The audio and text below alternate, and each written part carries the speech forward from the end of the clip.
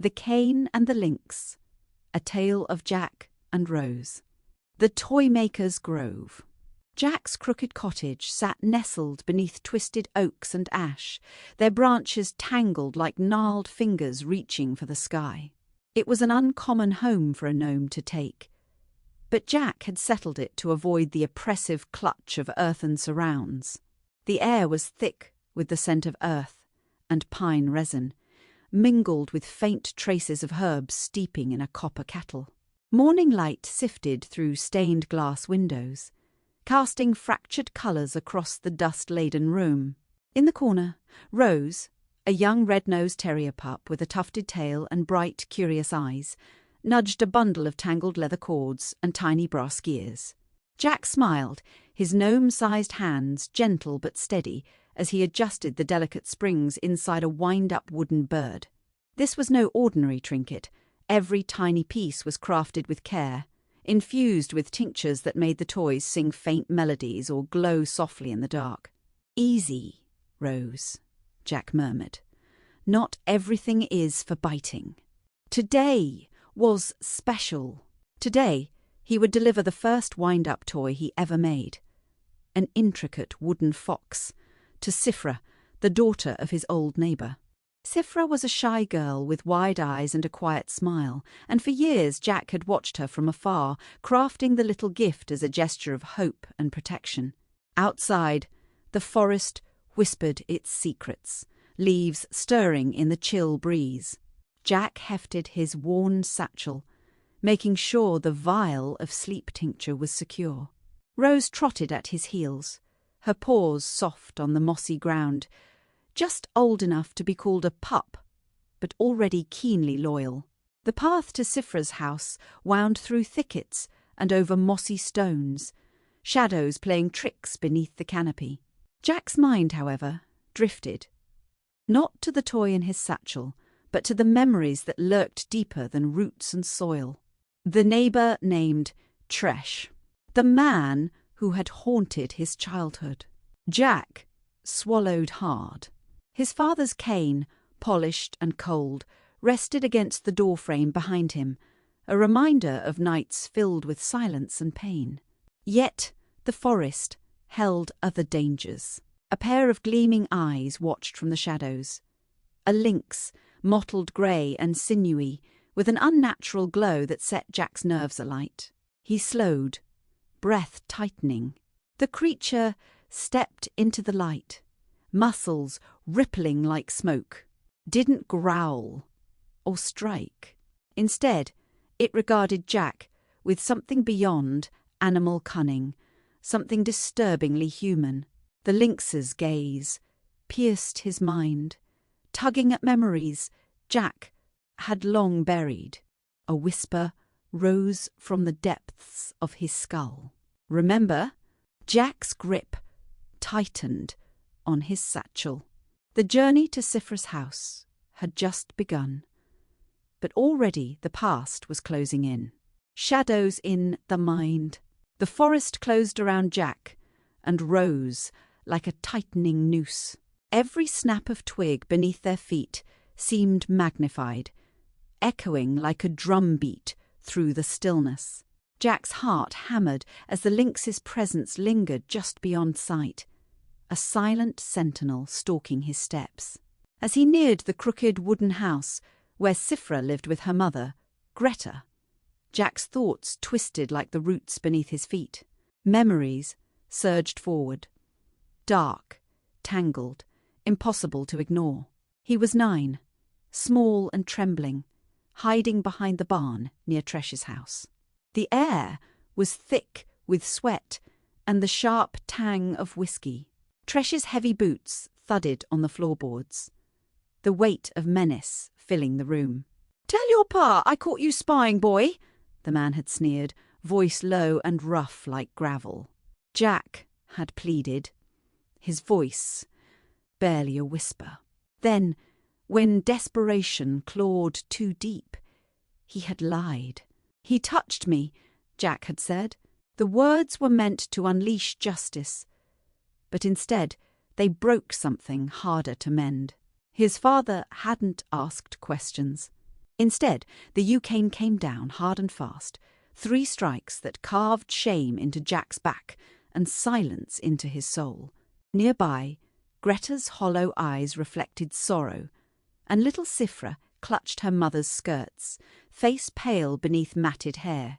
The lynx's eyes shimmered in Jack's mind's eye, as if drawing out this memory from the depths of his psyche, unrelenting. Back in the present, Jack shivered and adjusted the worn strap of his satchel. Rose pressed close, sensing his turmoil. He reached Sifra's door, the wooden planks scarred with time and neglect. A woman's voice, quiet and wary, answered. "Jack," Greta said, surprise tinged with something else, fear, perhaps.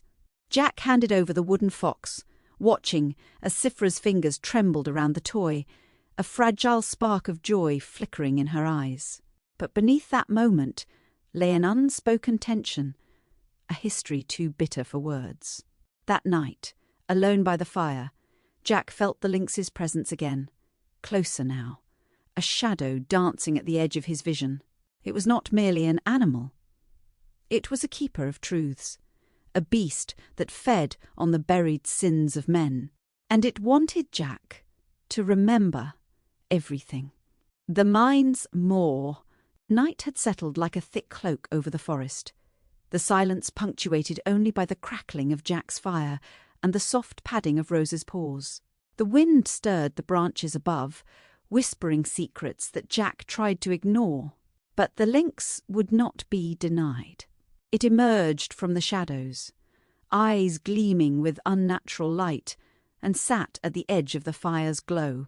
Jack felt its gaze bore into his mind, unravelling years of carefully hidden pain.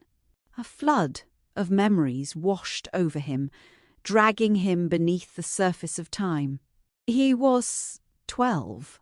Tresh was gone, vanished without a trace, but the scars remained. His father had died shortly after, coughing blood that no tincture could soothe. The cane, once a symbol of punishment, now hung like a relic of an old war. Jack had swung it once against the wall, fury and grief pouring through his arms. But the yew would not break. He had buried the pain, locked it away beneath layers of loneliness and work. But the lynx was relentless. Images flashed. Greta's hollow eyes, Sifra's trembling hands, the broken family that never healed. Jack's breath hitched.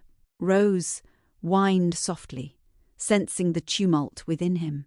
The lynx's voice echoed inside his head, not cruel but urgent. Remember. Face what you hide. Jack shook his head, trying to resist. But the past would not be denied. The lynx rose and padded toward the woods, its gaze fixed on the distant shadows where secrets still festered. Jack knew what he had to do. The forest had grown thick with fog by the time Jack and Rose reached the edge of the old hollow, a place where twisted roots clawed the earth and shadows pooled like spilled ink. The air was cold, biting at Jack's exposed skin beneath his threadbare cloak, and the scent of damp earth mingled with something far fouler beneath. Jack's heart pounded with a cocktail of fear and resolve.